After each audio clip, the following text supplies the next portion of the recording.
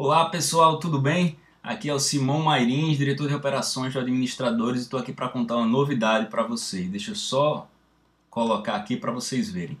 Para quem ainda não conhece, este é o Administradores Premium, nossa plataforma de cursos e treinamentos. Ela é restrita para assinantes e a novidade é que eu vou liberar para vocês hoje um conteúdo exclusivo daqui. Eu vou já falar sobre esse conteúdo, apresentar para vocês, mas antes eu queria só mostrar rapidinho o que é a plataforma, como ela funciona para quem ainda não conhece. A gente tem aqui centenas de aulas que estão distribuídas aí em dezenas de cursos e treinamentos e workshops, vários conteúdos sobre os mais variados assuntos da área de negócios. A gente tem aqui, esses daqui são os cursos que a gente tem hoje. E além de todos esses cursos, aqui nessa aba de workshops, a gente tem aqui mais de 40 masterclasses sobre vários assuntos, que vocês podem ver aqui: inteligência financeira, liderança, estresse, resiliência, gestão do tempo, gestão contábil, sobre todos os assuntos que vocês possam imaginar. E cada um desses conteúdos ele dá direito a certificado, né? E vocês têm acesso ilimitado quando são membros Pro ou Black, né? Aqui dessa plataforma, nessa área de workshops. E para quem é assinante do plano Black, tem acesso ainda aos cursos avançados, que são esses que estão aqui nessa aba do lado. São cursos com duração média de 5 a 10 horas e estão aqui os nossos carros-chefes, né? Assim, tem o Leadership, a Masterclass, Introdução à Consultoria, Gestão de Projetos, Conteúdo Digital. São vários cursos. E depois, se vocês tiverem dúvidas, quiserem saber mais, eu vou deixar aqui na descrição os nossos contatos, que a nossa equipe está à disposição para apresentar tudo para vocês. Mas vamos lá ao que eu prometi. Hoje eu vou liberar para vocês uma aula do nosso curso Scale Up, a Jornada do Empreendedor, que ele é ministrado por ninguém menos que o José Dornelas. Quem estudou administração, fez qualquer curso na área de negócios aqui no Brasil, já estudou com algum livro desse cara. Ele é referência em empreendedorismo e plano de negócio, e hoje a gente vai liberar para vocês a aula número 1 do curso, que é Empreendedorismo, Primeiros Passos, e ela fala justamente sobre o que é que você vai precisar fazer para começar a colocar em prática o sonho de ter seu próprio negócio, né? Vou dar o play aqui agora e a gente vai assistir. Eu quero que depois vocês me contem o que acharam, beleza?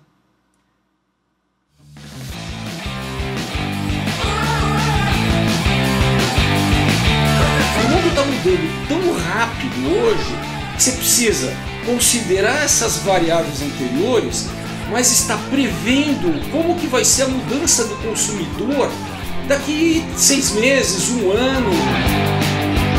Nós somos pioneiros, a gente está inovando nesse mercado, a gente já se torna referência nesse sentido. Então eu conheço, eu sei quais são os gaps, quais são as dificuldades que esse público enfrenta. E a gente tinha já experimentado tudo que existia de melhor no mercado. Mas eu acho que o que importa é o que você tem na sua mente, no seu interior ali, do teu sonho, do teu negócio e o que ele está beneficiando na vida de outras pessoas.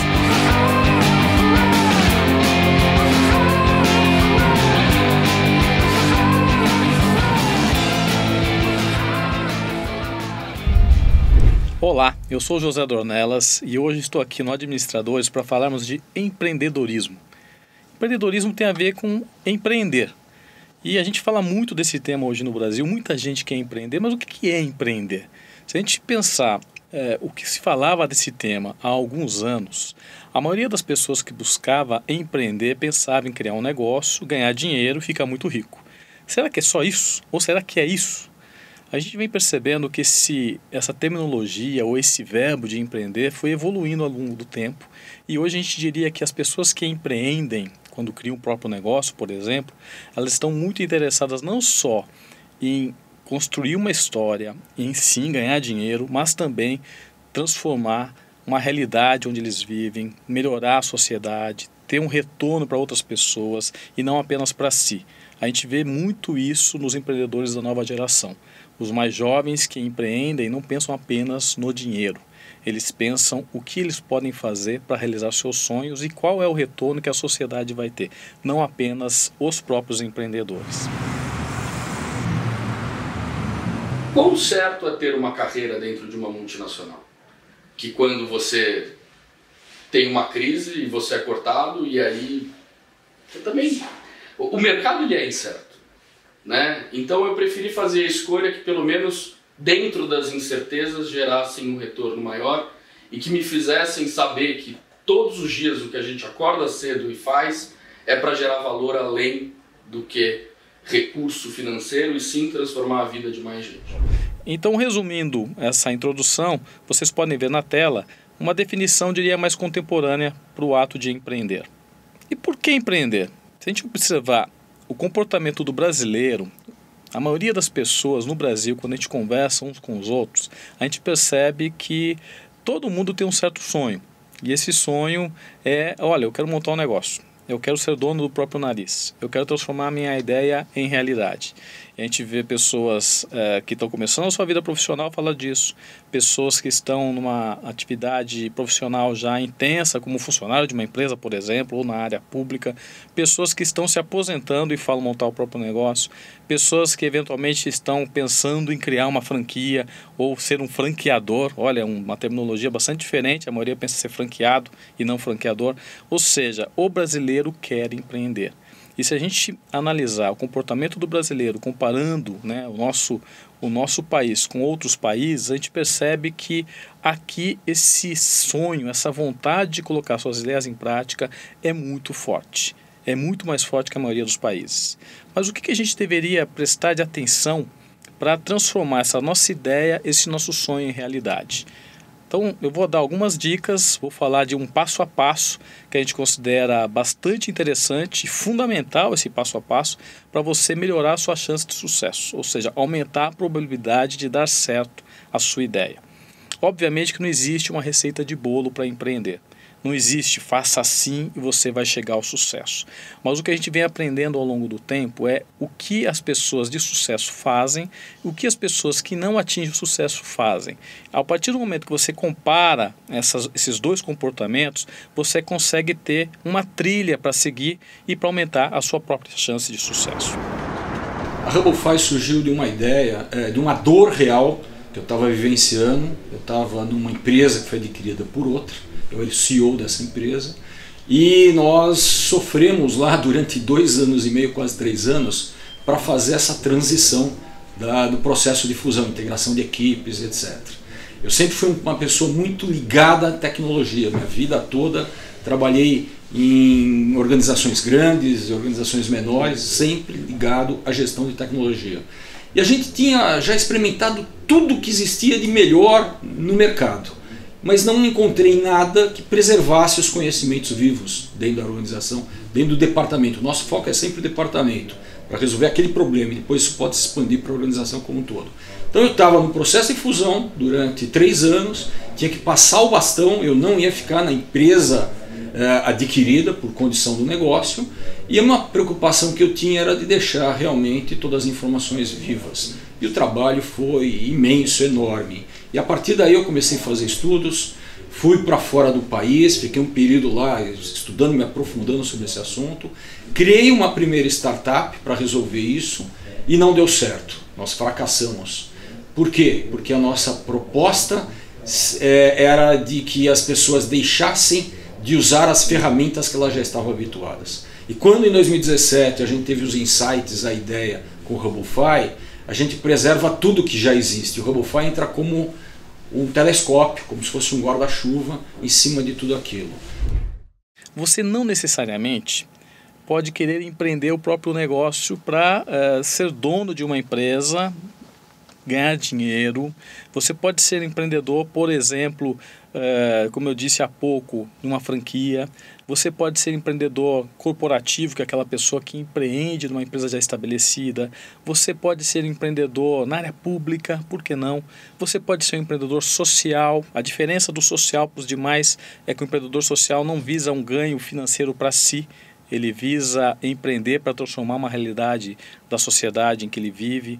Você pode ser um empreendedor do conhecimento. Eu diria que cada vez mais esse é o tipo de empreendedor que vai prevalecer na sociedade. O que é um empreendedor do conhecimento? Aquela pessoa que vende um ativo que ela possui. Aquela pessoa que vende toda a sua experiência numa forma de negócio. Pode ser uma consultoria, pode ser um livro, pode ser uma empresa de varejo, pode ser uma indústria, ou seja, ele conseguiu, através do seu conhecimento, estruturar um modelo de negócio para transformar aquilo em realidade. Então, se você hoje pensa em empreender, a pergunta é: qual é o conhecimento que você tem em determinada área para você utilizar como ativo para transformar esse conhecimento na sua ideia e que depois vai se transformar na grande oportunidade de negócio da sua vida? Eu tenho vasta experiência em recrutamento e seleção, eu fui business partner de algumas multinacionais, então eu entendo a real necessidade do meu cliente, que é o recrutador, que é o gestor e principalmente o candidato. Então eu conheço, eu sei quais são os gaps, quais são as dificuldades que esse público enfrenta. Então quando eu tive a ideia da JobCam, eu já visualizei uma oportunidade de melhoria de processos para ambos os lados. Naturalmente, a gente tem muitas ideias ao longo da vida. E isso é muito interessante. Conforme o tempo vai passando, essas ideias podem ser internalizadas, você coloca algumas ideias em prática, outras ideias você vai descartar. Isso faz parte do universo do empreendedorismo. Então, se você hoje está cheio de ideias e não sabe como trabalhar essas ideias para tomar a decisão de qual delas você vai escolher para a ideia que vai se transformar num negócio e quando isso vai acontecer, não se desespere. Isso é super comum, a maioria das pessoas passa por isso. É óbvio que tem pessoas que têm uma ideia logo no início da vida e já colocam aquela ideia em prática e essa ideia se transforma num negócio que eventualmente se transforma também num grande sucesso. E essas pessoas se tornam referências. Todo mundo as admira e olha sempre ou lê a respeito dessas histórias de uma maneira: uau, por que eu não faço isso? Por que eu não consegui? Por que não tenho eu essa oportunidade? Na verdade, são poucos que realmente descobrem esse momento do ahá muito rapidamente na vida e conseguem transformar isso numa realidade bem-sucedida. É a minoria que faz isso. Mas empreendedorismo se aplica para a maioria. Então, como eu posso participar desse cenário sem necessariamente ser o dono de uma grande ideia? Na verdade, o que você tem que fazer é observar, é ser curioso, não necessariamente ser o mais criativo, mas ser a pessoa que mais está atenta ao seu redor para ver problemas que não são resolvidos e que a gente chama de oportunidades de negócio e que você pode, de alguma maneira, transformar esses problemas numa empresa que vai resolvê-los de uma maneira que outros vão comprar um serviço ou um produto que você está oferecendo. Então, essa curiosidade que pode acontecer na sua vida em vários momentos, não só na fase inicial profissional, mas como a gente falou há pouco também, num pós-carreira, por exemplo, na fase da aposentadoria, ou na fase mais ativa da maioria das pessoas que fica ali depois dos 20 e poucos anos até os 40 anos, muita gente empreende nessa fase da vida. Estatisticamente, a gente observa que o grande contingente de empreendedores é bastante jovem. Você, às vezes, fica se questionando: eu não tenho ideia. Como é que eu faço? Ou eu tenho muita ideia ou não tenho ideia. Isso também acontece. O fato é que para empreender, você não necessariamente tem que ser o dono da ideia. Você pode ser um parceiro, você pode ser um sócio, você pode ser uma pessoa que se junta a outras pessoas e em conjunto vocês transformam a ideia de um ou de vários num grande negócio.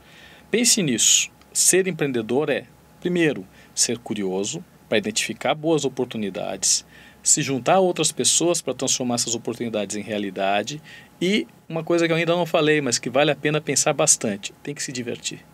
Não imagine o empreendedorismo como uma atividade absurdamente desgastante que vai só sugar do empreendedor ou da pessoa que está empreendendo e não vai te trazer retorno a não ser em um determinado momento ganhar dinheiro.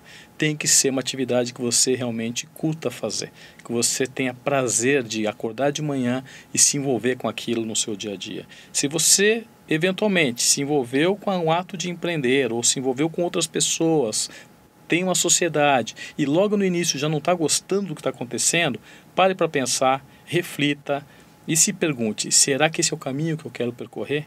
Por que eu estou falando isso? Porque empreender é um compromisso de longo prazo.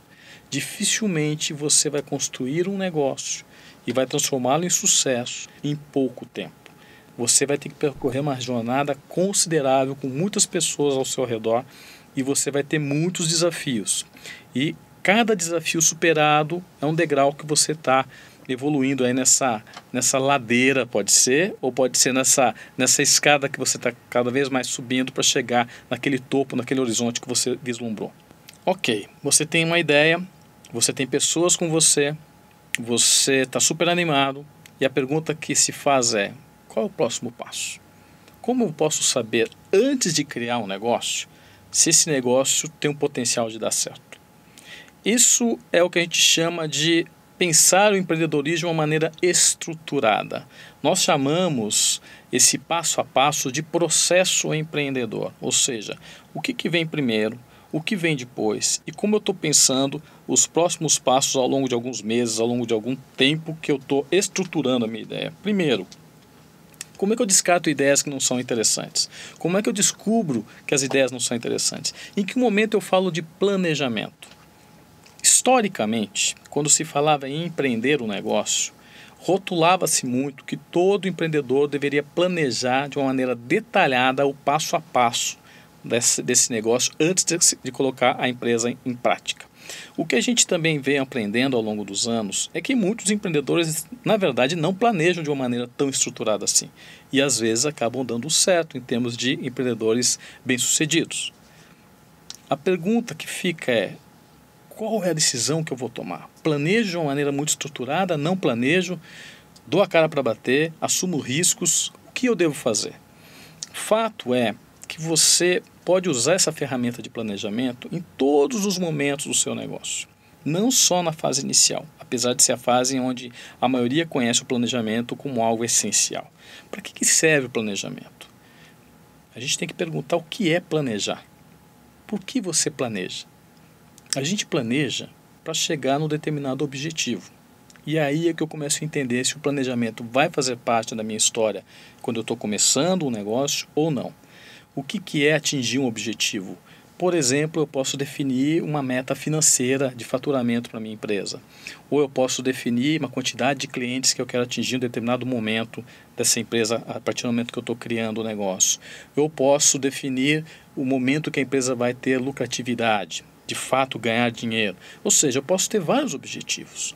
Agora, para chegar nesse objetivo, aí eu começo a entender que eu tenho que planejar o passo a passo, inclusive para ter métricas, para eu poder mensurar se eu estou seguindo em direção a esse objetivo. Ou pode ser o contrário. Você pode falar o seguinte: eu quero montar um negócio, porque eu tenho uma ideia que é incrível. Eu adoro essa ideia. Os meus sócios gostam da ideia. Nós temos um certo recurso reservado e a gente vai dar a cara para bater. A gente não está preocupado se a gente vai faturar 1, 10 ou 100. O que nós queremos é colocar a nossa ideia em prática, estamos dispostos a fazer isso, a correr riscos e a gente vai aprender ao longo do tempo. Ou seja, não estamos planejando de maneira formal. Porém, tem um dado importante nesse processo quando você não planeja de maneira tão estruturada. Você está falando o quanto você está disposto a perder. Ou seja, o quanto eu estou disposto a perder de tempo, de dinheiro, de relacionamentos, eventualmente, ou seja, tudo isso está sendo de alguma maneira colocado dentro de um cesto para eu tomar essas decisões. Então você tem dois extremos quando a gente fala em criar um negócio a partir do planejamento. Ou planejamento muito bem estruturado, e eu vou dar alguns exemplos quando eu uso esse planejamento, ou o outro extremo, que é um planejamento, digamos, muito mais de o quanto eu preciso de recurso e menos do que onde eu quero chegar em termos de receita, faturamento e crescimento do negócio. Esse planejamento mais bem estruturado, geralmente ele é demandado de negócios que você já tem uma certa história para falar. Por exemplo, você vai criar uma usina hidrelétrica. Olha quanto investimento se faz necessário para colocar esse projeto em prática. Necessariamente, eu preciso calcular, identificar, saber o potencial de retorno, saber de fato em que momento ou momentos esse dinheiro vai ser necessário para transformar essa usina no determinado, transformar essa usina em um negócio real, sabendo que leva anos para você ter esse projeto, essa obra concluída. Ou seja, o planejamento mais bem estruturado é meio que óbvio. Outro exemplo, você tem a ideia de criar um app, por exemplo, para facilitar a venda de artesanato. E você fala, olha, eu poderia fazer um planejamento super bem estruturado, mas eu tenho um sócio que sabe desenvolver esse app, o nosso investimento vai ser mais tempo que qualquer outra coisa, a gente constrói o app, faz um protótipo e coloca esse protótipo no ar, ou seja, as pessoas começam a baixar o protótipo, a gente começa a perceber se ele funciona ou não, se a gente começa a vender, se dá dinheiro ou não dá dinheiro. Aí eu estou fazendo o que o pessoal fala hoje de uma maneira muito intensa no mundo aí das startups, das empresas de tecnologia, é o pivotar, mudar, fazer um mínimo produto viável, ou seja, um protótipo que se transforma num produto que é muito mais interessante, colocar no mercado para saber o que as pessoas vão achar, como elas vão sentir a receptividade desse produto, se vão usar, se estão dispostas a gastar alguma coisa. Talvez isso leve menos tempo e menos investimento do que criar um planejamento super bem estruturado para essa startup.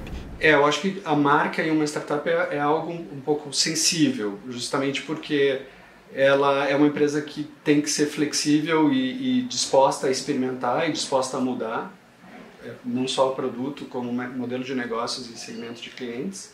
Então, você não tem que ter tanto apego à marca, né? Então, se você precisar mudar, você vai ter que mudar. A gente já viu aí com várias empresas, a marca foi mudando, né? Uber, por exemplo, começou como Uber Cab. Mesmo o Airbnb já mudou de marca desde de como ele foi fundado. Então não tem que ter muito apego a essa ideia original da marca, assim como não tem que ter muito apego a quase nada, né? Produto, modelo de negócio. Você tem que entregar realmente valor para os clientes que estão precisando de ajuda. Então eu tenho dois extremos. Às vezes eu preciso de um investimento pequeno, do ponto de vista dos sócios envolvidos, das pessoas que estão envolvidas na iniciativa, e vale a pena assumir esse risco, não fazer o planejamento mais bem estruturado. E o outro extremo não tem como eu dar o próximo passo sem um planejamento mais bem estruturado. Mas não é só aí que eu planejo. Imagina que vocês colocaram esse negócio em prática, seja o app, seja a usina, e o negócio começa a andar. Eu começo a ter uma história, eu começo a ter um histórico, e a partir desse histórico eu começo a tomar decisões para o meu futuro. De novo, o planejamento se aplica e aí entra o planejamento estratégico, que é algo muito utilizado nas organizações de todos os portes, que é pensar o futuro, pensar onde queremos chegar, e geralmente esse horizonte de tempo é de 1 ano, 3 anos, 5 anos, e hoje em dia 5 anos, 3 anos é muito tempo, porque muita coisa muda nesse espaço de tempo, ou seja, eu tenho que planejar e já agir, tomar decisões, rever o planejamento, é algo muito dinâmico e você tem que estar preparado como executivo aí, não mais apenas como empreendedor, a tomar decisão com base em dados, e esses dados vão te ajudar a ter mais assertividade. Então, planejamento, lembre-se disso, você tem dois extremos possíveis, um mais bem estruturado e um planejamento, digamos, mais simples, e que você está pensando muito mais no quanto vai perder e não necessariamente quanto vai ganhar, e ambos são possíveis de se utilizar. Eu vou detalhar um pouquinho mais no próximo tópico, como eu uso tanto um como o outro para eu tomar essa decisão de se eu vou se eu sigo em frente, se eu paro, se eu revejo, se eu repenso o que eu estava tendo como premissa, se eu descarto uma ideia e parto para outra ideia. Claro, uma vez que a pessoa é picada pelo bichinho do empreendedorismo, ela nunca mais se cura, né? E eu precisava empreender, né? E aí eu achei o amor pelo RH e a vontade de empreender, juntei e criei a Jobicam.